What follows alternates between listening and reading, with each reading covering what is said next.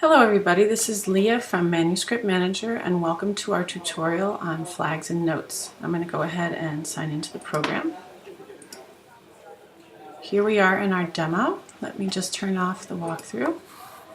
There we go. Just as a background bit of information, flags and notes are a means of communication amongst the editorial staff involved with a particular manuscript.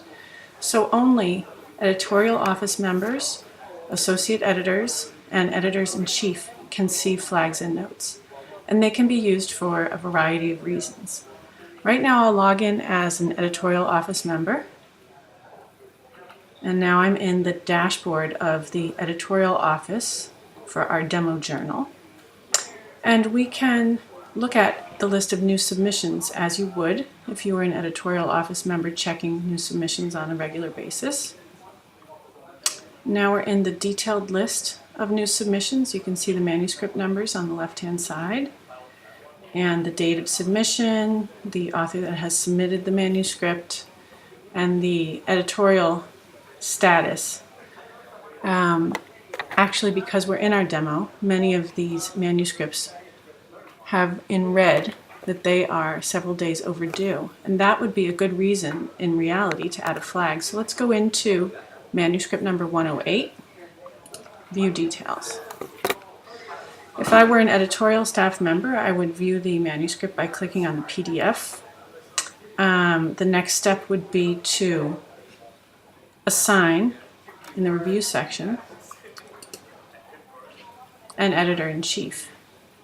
Now this editor-in-chief could receive a message from me through a flag or a note. I'm going to go back to details, and I'm going to say something about this manuscript that's overdue. Let's click on the flags and see what the options are.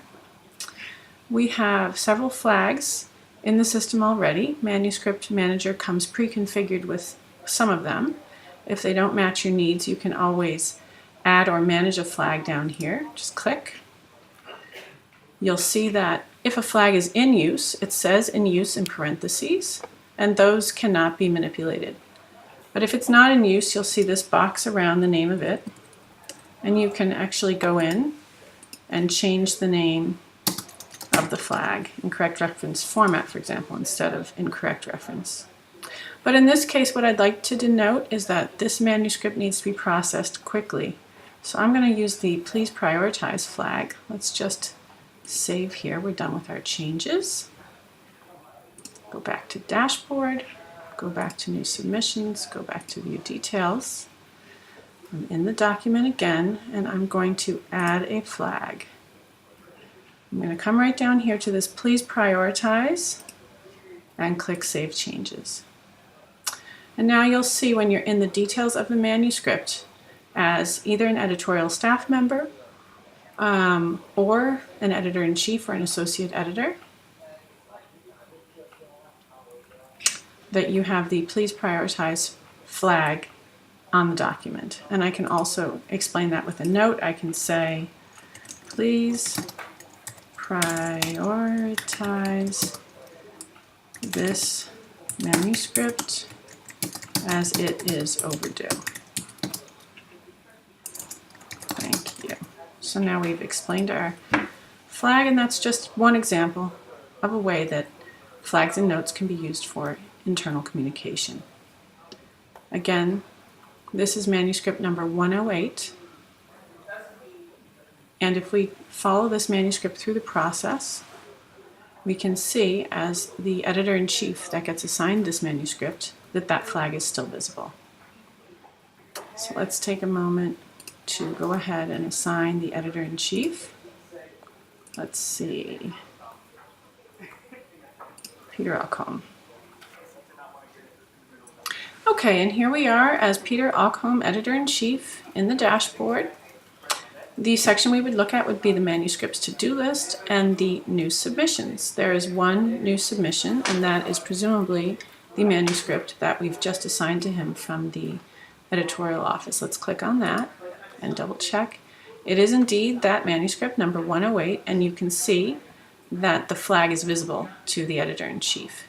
If we were to click on View Details as Peter Alcombe, Editor-in-Chief, we could also scroll down And see, here the flag is located and the note that we added before, please prioritize this manuscript as it is overdue. Okay, I'm going to, as that editor-in-chief, after reviewing the manuscript by clicking the PDF and checking the abstract and perhaps the accompanying letter and everything else an editor-in-chief would do, I am going to add a note saying, looks very sound, will pass on to associate editor today. Save. And we can see that that note has been added. So I'm going to go up, click Review.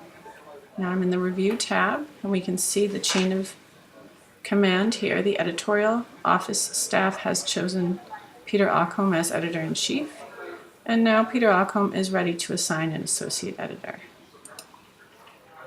Peter Occom will assign Arthur Amory.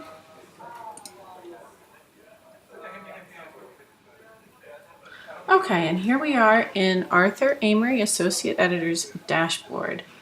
We would go into the to-do list where we find new submissions for this associate editor and look at the one manuscript that was newly assigned to Arthur Amory, which is presumably manuscript number 108, which we've been tracking today in our tutorial. Now we're in the more detailed list of submissions for this associate editor, and there it is, manuscript number 108. And you can see that this manuscript from the start is visible with a flag for the associate editor. As an associate editor, I would then click View Details, and again come into this Details tab with all of the essential information about this manuscript. I would presumably read the PDF, the abstract, the accompanying letter, and see what this flag was all about. Please prioritize. Okay. Any notes associated with that? Here I could read the history of the notes. Okay, I can see it's overdue. I can see it was passed on quickly. Now that I've read the manuscript and I have perhaps a little input of my own, I might add a flag.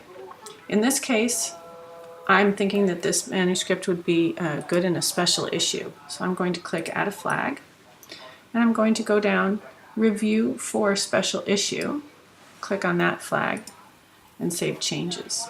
Now when we scroll down, you will see that there are two flags, in fact, added to this manuscript. One, Please Prioritize, and one, Review for Special Issue.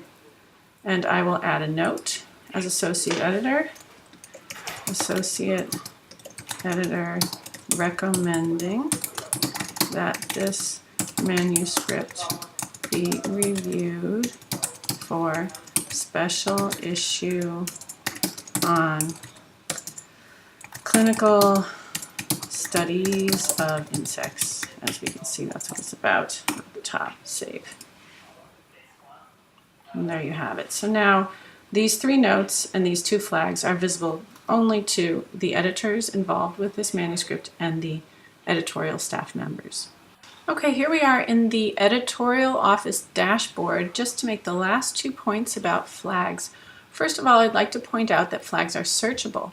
We've seen that flags are great for marking individual manuscripts or groups of manuscripts within the editorial processes of a journal, but you can also search according to flags, which is a great feature. I'm going to click on Search here in the Editorial Office dashboard, and that leads me to the search page where there are 3 tabs across the top.